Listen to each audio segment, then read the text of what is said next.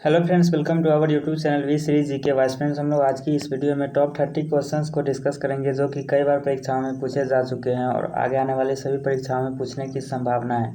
आप किसी भी एग्जाम की तैयारी करते हैं तो ये वीडियो आपके लिए यूजफुल रहने वाली है। सो आप वीडियो को शुरू से लेकर एंड तक जरूर देखिएगा।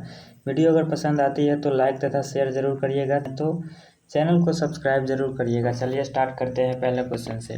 पहला क्वेश्चन हमारा है, भारत के किस राज्य की सीमा उत्तर, दक्षिण और पश्चिम में बांग्लादेश से लगती है? भारत के किस राज्य की सीमा उत्तर, दक्षिण और पश्चिम में बांग्लादेश से लगती है? तो वह राज्य है त्रिपुरा राज्य।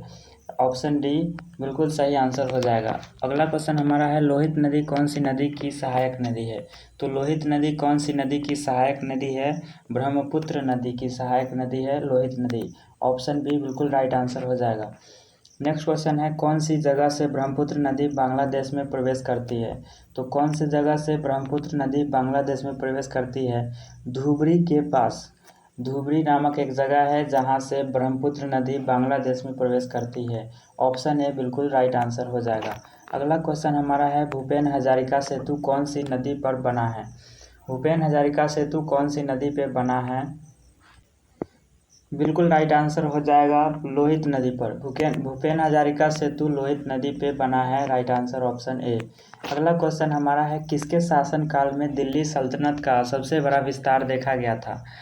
तो देखा गया था मोहम्मद बिन तुगलक के शासनकाल के दौरान दिल्ली सल्तनत का सबसे बड़ा विस्तार देखा गया था। ऑप्शन बी बिल्कुल राइट आंसर हो जाएगा। नेक्स्ट क्वेश्चन हमारा है, दिल्ली सल्तनत के अंदर पहली बार दक्षिण भारत पर हमला किसके समय में किया गया था? सही जवाब हो जाएगा अलाउद्दीन खिलजी के समय में। ऑप्शन बी राइट आंसर हो जाएगा। नेक्स्ट क्वेश्चन हमारा है, मोहम्मद बिन तुगलक कब से कब तक दिल्ली का सुल्तान था?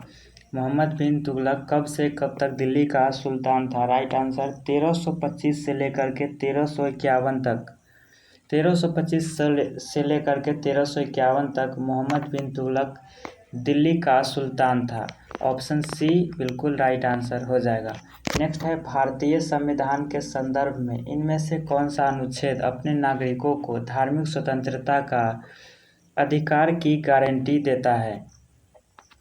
धार्मिक स्वतंत्रता के अधिकार की गारंटी भारतीय संविधान का कौन सा अनुच्छेद देता है? तो बिल्कुल राइट आंसर हो जाएगा आर्टिकल 25 यानी कि अनुच्छेद 25।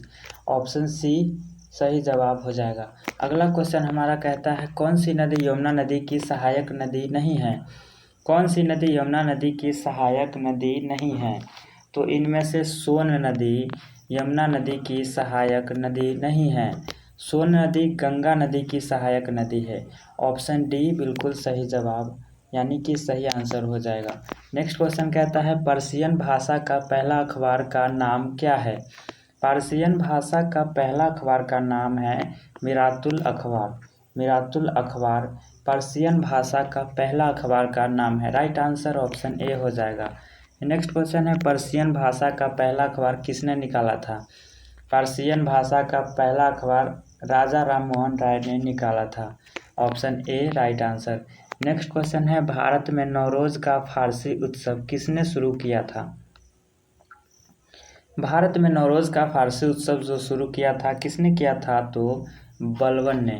बलबन ने भारत में नवरोज का फारसी उत्सव शुरू किया था। Right answer option A. Next question कहता है, बलबन कौन से वंश का शासक था? बलबन कौन से वंश का शासक था? तो गुलाम वंश का शासक था Balban. Option A right answer हो जाएगा। नेक्स्ट क्वेश्चन कहता है, दिल्ली सल्तनत का कौन सा शासक गैर इस्लामिक परंपरा को शुरू किया था? दिल्ली सल्तनत का कौन सा शासक गैर इस्लामिक परंपरा को शुरू किया था? राइट आंसर कौन था? तो बलबन। बलबन था ही। नेक्स्ट क्वेश्चन है, द्वितीय बौद्ध परिषद कहाँ आयोजित की गई थी? द्वितीय बौद्ध परिषद कहाँ आयोजित की गई थी? तो वैशाली में आयोजित की गई थी। Right answer option B.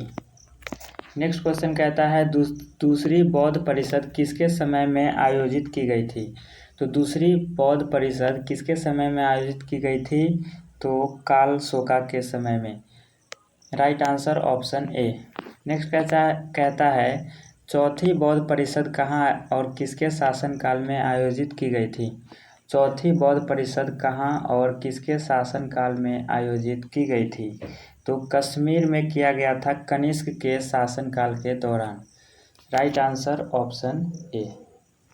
अगला क्वेश्चन कहता है तीसरी बौद्ध परिषद कहाँ आयोजित की गई थी? तीसरी बौद्ध परिषद आयोजित की गई थी पटना में, यानी कि पाटलिपुत्र में आयोजित की गई थी। किसके शासनकाल में आयोजित की गई थी? तो अशोक के शासनकाल के समय में। अगला क्वेश्चन कहता है पहली बौद्ध परिषद कहाँ आयोजित किया गया था? पहली बौद्ध परिषद कहाँ आयोजित किया गया था? तो राजगृह में आयोजित किया गया था। किसके शासनकाल में आयोजित किया गया था? तो अजातशत्रु के शासनकाल में। Right answer option A. Next question कहता है भारत के कौन से गवर्नर जनरल को स्थानीय स्वशासन का पिता कहा जाता है? तो भारत के कौन से गवर्नर जनरल को स्थानीय स्वशासन का पिता कहा जाता है? तो लॉर्ड रिपन को स्थानीय स्वशासन का पिता कहा जाता है। ऑप्शन सी राइट आंसर हो जाएगा। नेक्स्ट कहता है हंटर कमीशन कौन से गवर्नर जनरल के समय में बना था? Right answer option D Lord Ripon के समय में। हंटर कमीशन कब बना था? तो 1882 में बना था। Right answer option D. Next question है इल्बर्ट बिल कौन से गवर्नर जनरल के समय में आया था? तो इल्बर्ट बिल लॉर्ड रिपन के समय में आया था। Right answer option A. Next question कहता है भारतीय संविधान के किस अनुच्छेद में राज्य के नीति निर्देशक तत्वों का उल्लेख किया गया है? यानी कि अनुच्छेद 36 से 51 तक के अनुच्छेद में राज्य के नीति निर्देशक तत्वों का उल्लेख किया गया है। Right answer option D. Question कहता है इनमें से कौन सा विषय संघ सूची के अंतर्गत नहीं आता है? तो 1 option D right answer. Next है भारतीय संविधान के किस अनुच्छेद में वित्तीय आपातकाल का उल्लेख है? राइट आंसर अनुच्छेद 360। अनुच्छेद 360 में वित्तीय आपातकाल का उल्लेख है। Right answer option C. अगला क्वेश्चन है भारतीय संविधान के कौन से अनुच्छेद में राष्ट्रीय आपातकाल का उल्लेख है? भारतीय संविधान के कौन से अनुच्छेद में राष्ट्रीय आपातकाल का उल्लेख है?